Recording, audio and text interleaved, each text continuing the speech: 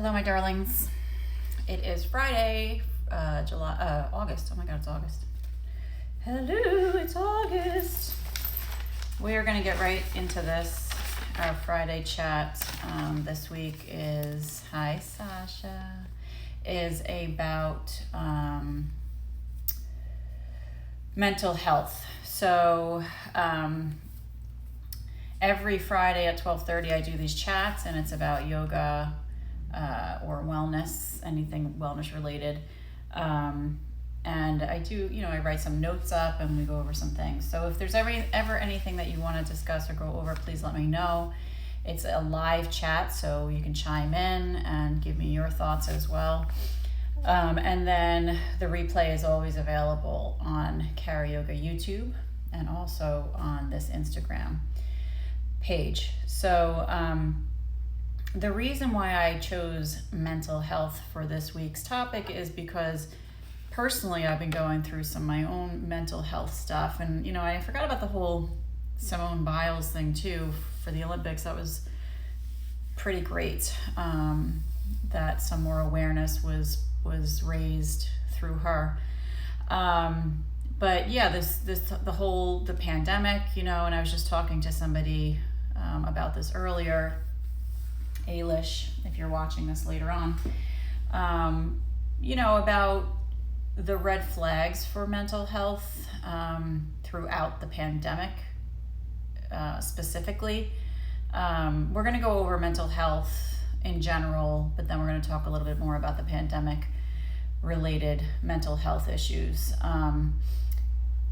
And we were talking about the red flags, how it was discussed, like, oh my gosh, this pandemic is going to bring so many mental health issues for people.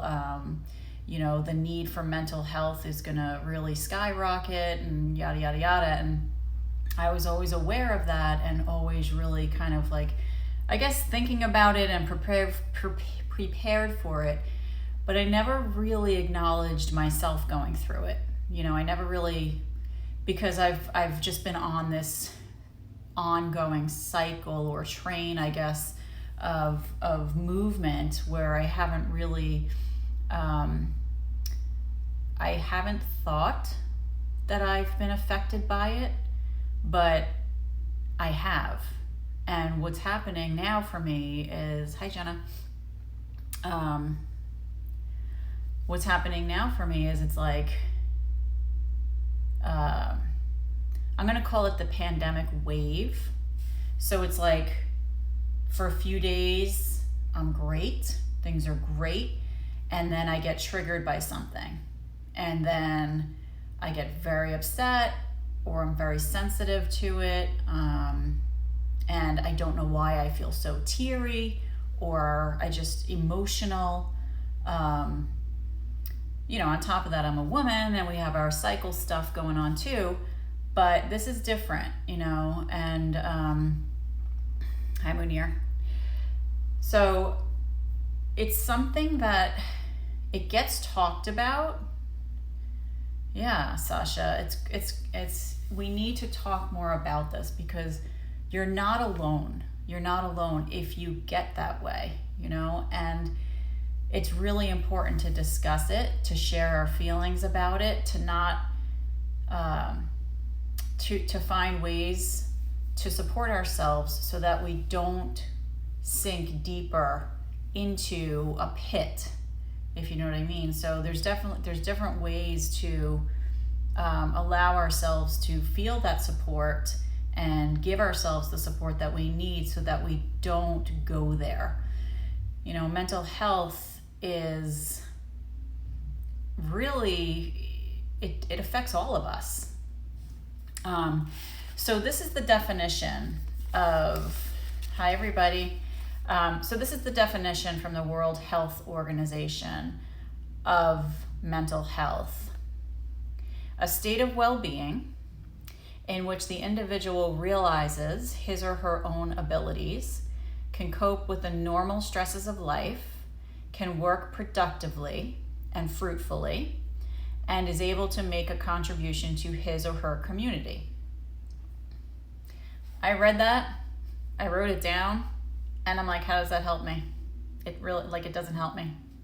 I mean, thank you for that definition. It's very interesting, but it sort of makes me feel more alone in a sense, because now, in realizing that mental health situations are such a common thing, that we all have them, that we all go through them, in my opinion, is just so much more important than reading a definition like that and feeling like there's something wrong with me. There's something wrong with me if I don't have that exact definition about myself. In fact, there's more right about me, because I do have these sort of like up and down sort of mental health challenges. So it's just really important that we understand that we are here for each other. Yes, Sasha, the definition is vague. Yes. It's almost like they made the definition so that they could, they just make the definition just to cover their dictionary, to create their dictionary or whatever. Hi, April. And then whoever wrote it, they were like, okay, that's good enough, without realizing it's going to affect people.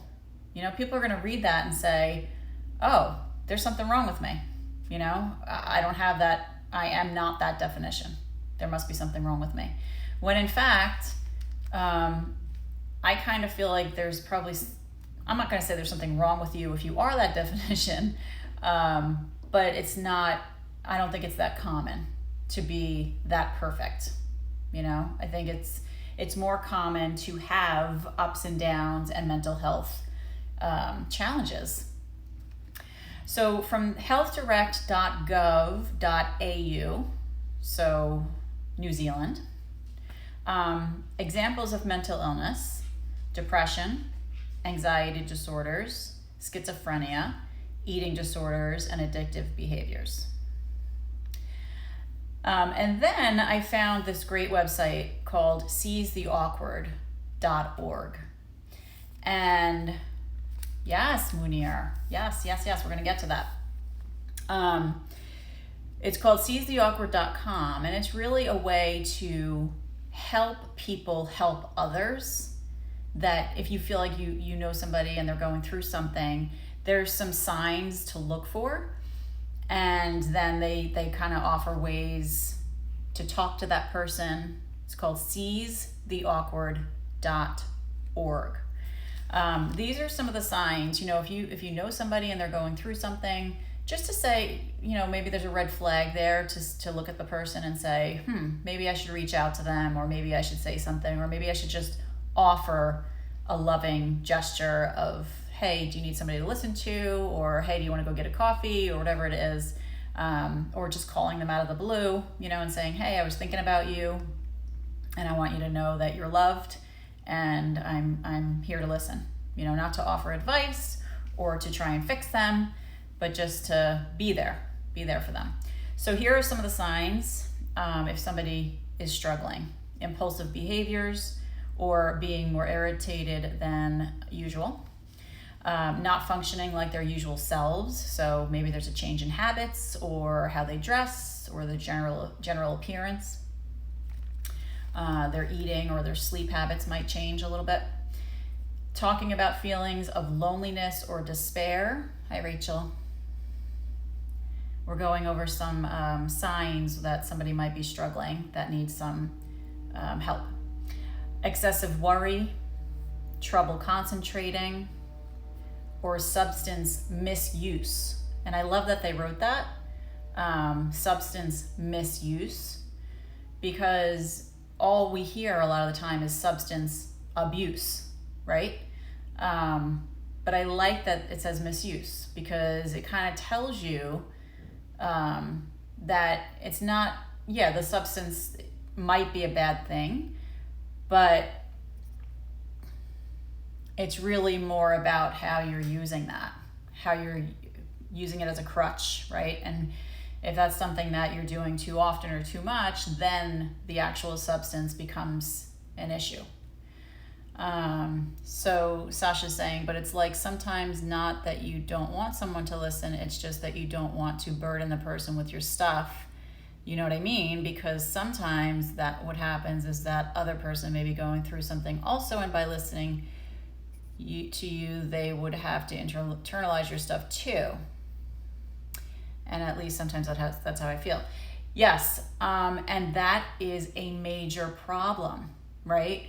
I guess that's why mental health counselors and counseling services are there, to help people get through that blockage, right? So if you're saying, I don't want to reach out to this person or that person, I don't want to talk to them because I don't want to burden them, right? That's where the counseling sort of thing comes into play and is helpful for us. This was an interesting part of the website, seizetheawkward.org. They offer warning signs for people who are displaying behaviors online, which, hello, is now, it's the world now. It's what we see. So here are some warning signs for the online aspect of people's behaviors to look out for and say, this person might need a little help. Maybe I can somehow start a conversation with them. And like I said, this website, it offers conversation starters for those situations, which is really great.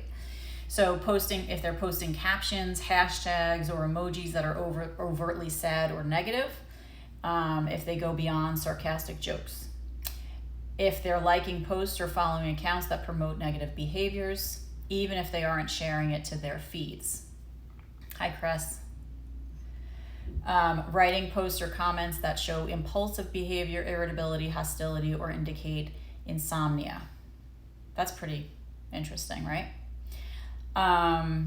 So if you suspect your friend is struggling, trust your gut, right? You can reach out to them. But go to this page, seizetheawkward.org, and check out the things that they're saying that could help. So then I got to this portion of my research. Hi, Andrew. MayoClinic.org, right? We're talking about nervous breakdowns, when people have a nervous breakdown. And I found this to be kind of interesting. It's also described as a mental breakdown. It's a period of extreme mental or emotional stress. The stress is so great that the person is unable to perform normal day-to-day activities. The term, quote, nervous breakdown isn't a clinical one, nor is it a mental health disorder. So I found that to be pretty interesting, because we hear that a lot. That is a common thing, that people do have mental or nervous breakdowns. So just something to think about, right? Especially during this pandemic that we're going through, that's never ending and on and on and on, right? And we're all just like going absolutely crazy with this stuff. That maybe if somebody is showing signs of a breakdown, right, that's a result of this whole mess that we're in right now, doesn't necessarily mean that they have a disorder going on, but it's still a sign that they need some help, like they need somebody to talk to, or to kind of walk them, right? Ram Dass says that we're just walking each other home. That's why we're here on this earth right now. We're walking each other home. Where is home for you? A lot of people believe in an afterlife or whatever it is, but the truth is that's it's a nice thing to think of, that we're here for each other. Okay, so then it brought me to pandemic mental health, and on the CDC's website, and I can't believe I'm even saying this, because it's this whole time past, how many months has it been? 15 months. The CDC is just something that comes up like in the news and stuff like that. I never really think of really looking to them for any kind of advice or help, but they do. They have pages on their website to help people with anxiety or stress that they're going through in response to really anything in life, but specifically there's a pandemic section on there. So I thought that was pretty cool. So these are some common psychological reactions that have been happening during this stupid pandemic. And I'm just going to call it that because I think it is. It's annoying.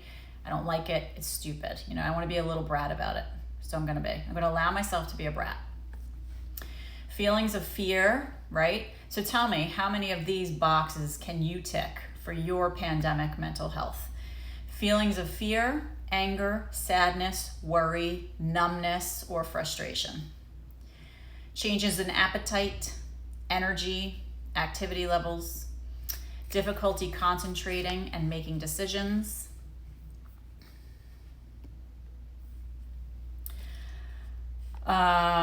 difficulty sleeping or having nightmares. Physical reactions might include things like headaches, body pains, stomach problems, skin rashes, worsening of chronic health problems, increased use of alcohol, tobacco, or other drugs, right? The beginning of the pandemic, what was the one place that was kept open?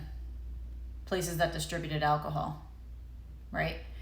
Alcohol, liquor stores, and things like that were kept open, and they were thought of as essential.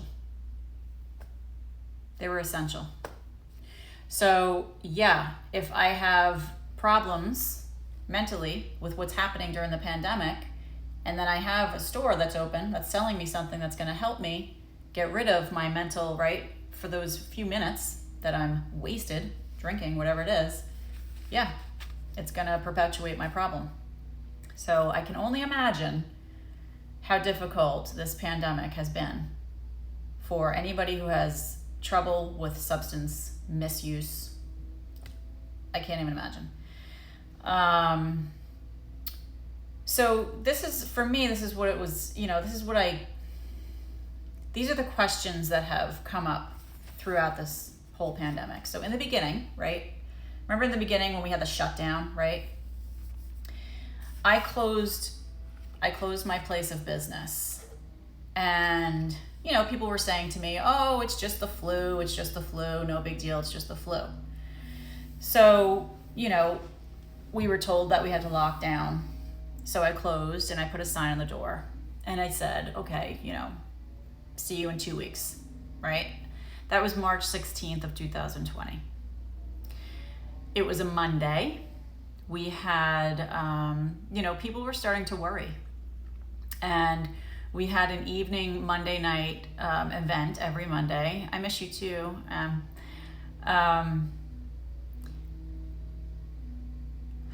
Sasha, that's awful. Sorry. We have a meditation that we did on Mondays, every single Monday for many years.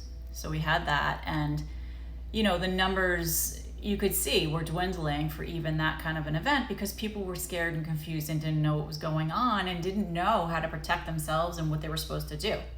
So where we would normally have about 20 people in that program, we had, maybe 4. And they were spread around throughout the room and sort of distancing themselves, but at the same time kind of not, because they didn't really know what to do or what to believe, right? So here's some of the stuff that came up this whole pandemic, I think, right? What's the truth? Yeah, Sasha, I know. And it's crazy. So what's the truth? Who do I believe, right? These are the questions that have come up for so many people. Who do I listen to, right? How can we survive this after we've recognized that there's also political agendas going on from the people who are supposed to be telling us what to do and how to stay safe?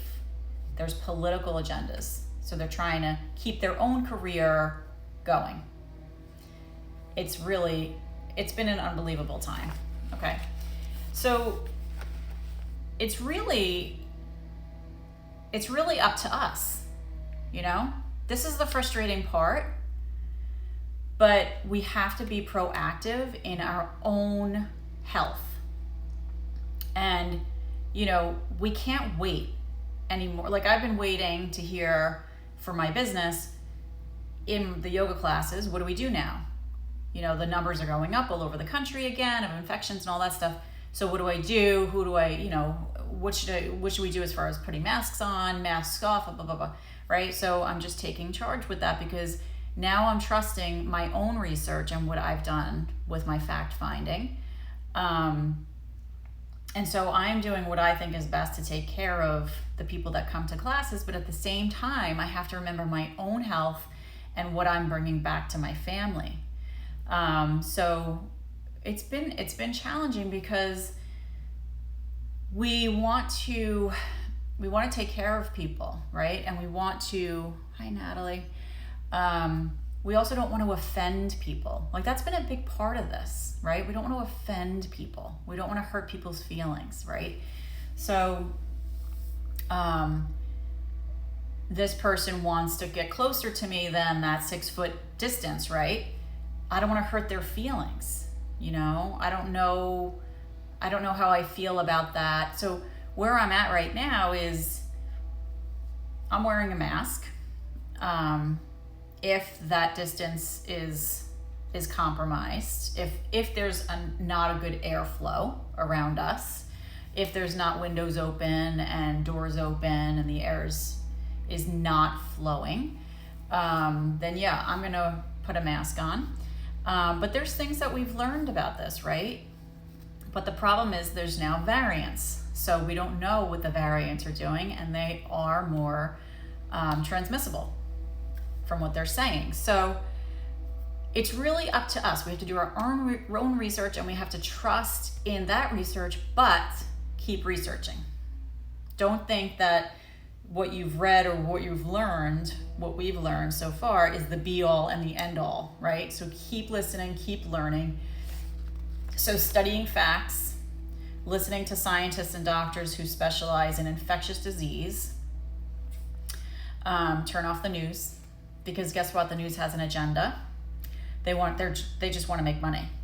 You know what I mean? So they're trying to keep their channels going. They're not there for you. They're not there for us. They're there to make money. That's what they're there for. Otherwise, it would be like a 5 o'clock news for an hour every day, not 24 hours a day of news, right? They're doing that to make money. So being mindful of algorithms as well. This is like something I never thought of before this pandemic. So with social media, for example, right? Marketing to sell, and they're making money off of us. So when I go onto social media, when I go onto the internet, right? Me talking in this video, the algorithms are picking up what I'm saying. I'm learning this also on YouTube when I make videos. YouTube is picking up the algorithms from now what I'm saying in my videos. It's not just about what I'm typing or tagging, right? Or writing in the descriptions. They're picking up what I'm saying in the video. And that's not people, that's computerized algorithms. They're picking up all this information and they're saying, oh, she likes that stuff. Let's send her more. Let's inundate her with more of that, because that's what's gonna keep her coming back to watch more things, and that's how we can sell her more ads. And that's how we can make more money. It's like so crazy, but that's really how it works. That's why when we're talking about stuff or whatever, right? And then we go online and then the ads show up. The ads show up for that thing that we were talking about. Now this has been going on for years, right? And people have been saying this for years. Isn't that weird that happened?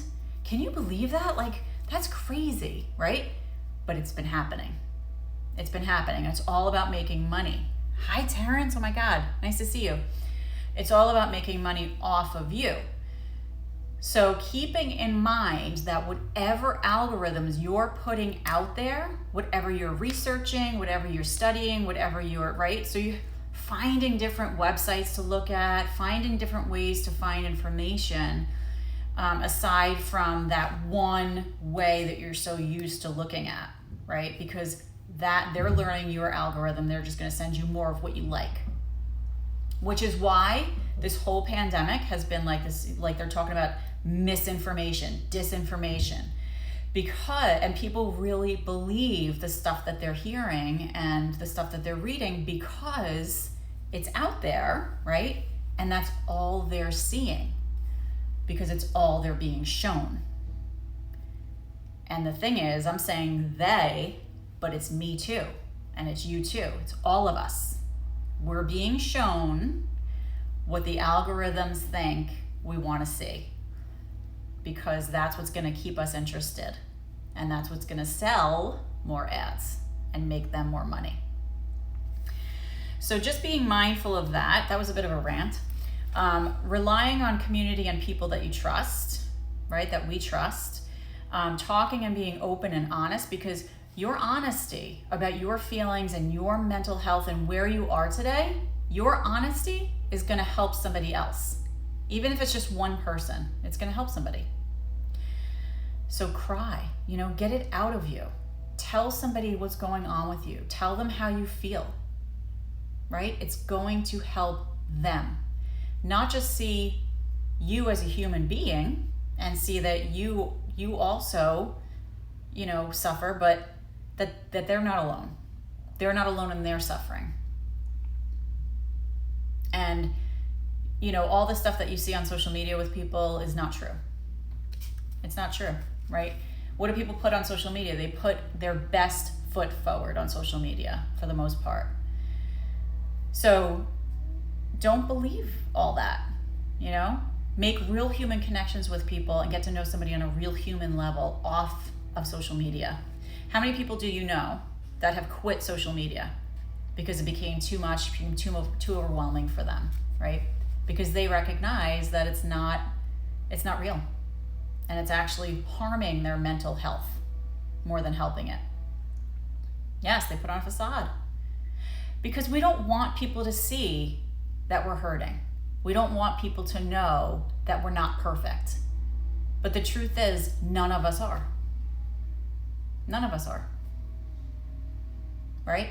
And the more that we show that to each other, and the more that we are okay with that and not judging each other for that, the more accepting and loving we can be to ourselves for having that same behavior or emotion or thing going on, right? Mental health stuff. Okay, so allow yourself a break. Allow yourself a break in life. Maybe you're working too hard. Maybe you're trying to please too many people. Maybe you are trying to do too much, right? Give yourself the break that you deserve. Nobody has it all together. Nobody. No matter what we see, no matter what we're sold, nobody has it all together.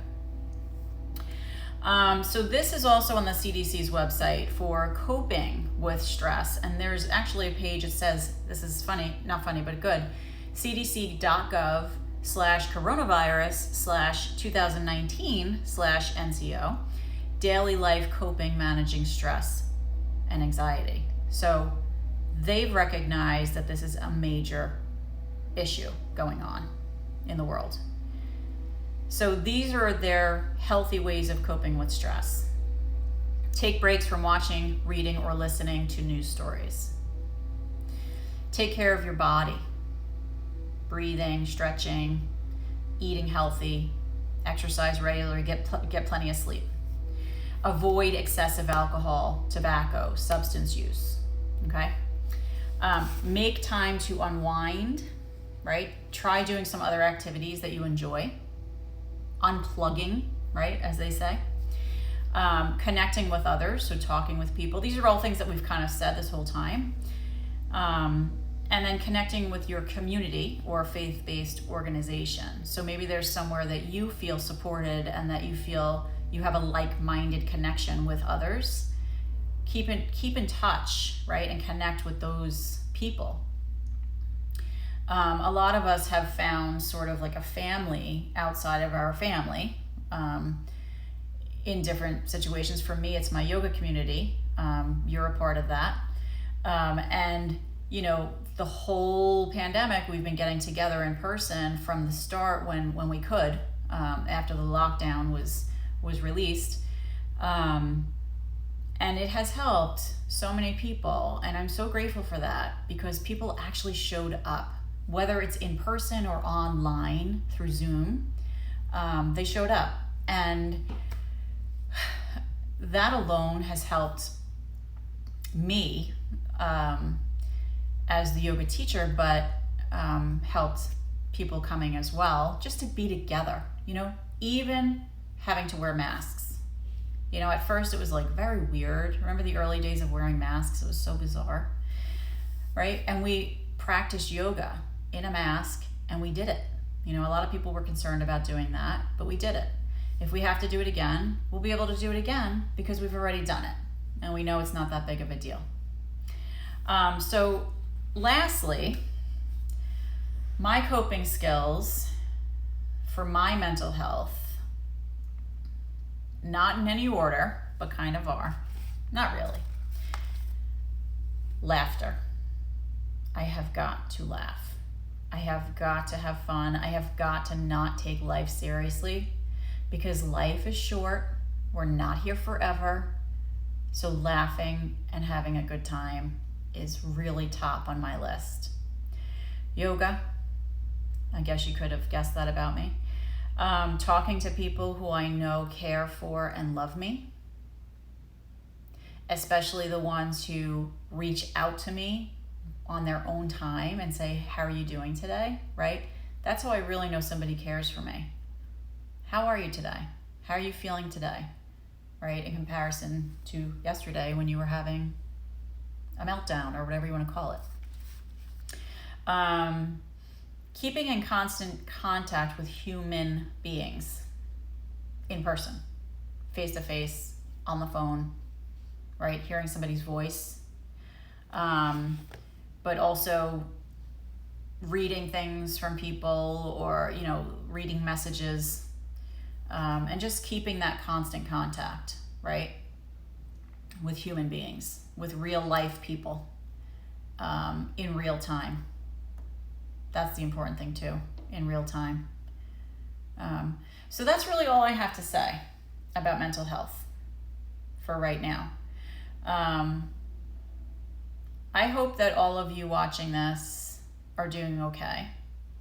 But I also hope that you know that you're not alone. And it's a common thing to have mental health issues, right?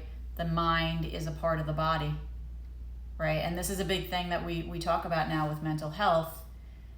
If you have to go to the doctor regularly for physical checkups, why shouldn't we go regularly for mental checkups, right? And that is a part of the physical checkup, right? When you go to your doctor annually or whatever, they will now have all those questions, right? About depression and sadness and all that. So it is becoming more commonplace, which is great. But the other thing I want to say about that is, how honest are people when they go for their regular physical checkup? How honest are they? So maybe we need to start having lie detector tests when we go to the doctor. That's so good, Sasha. I'm glad. That's so good. We need it. We need it. Absolutely. I think it's something that every single one of us needs, right? From a young age, if we know that we have somebody to talk to, it's a wonderful thing, a wonderful support for our lives to have that. We really do need it. So thank you for listening. I'm really glad that you were here today. And if you missed this entire chat, it's about a little over a half hour, you can find the replay on Karaoke on YouTube or right here on this Instagram page if you feel like listening. Every Friday, 12:30, we do these chats, so definitely join us for one of them or more than one.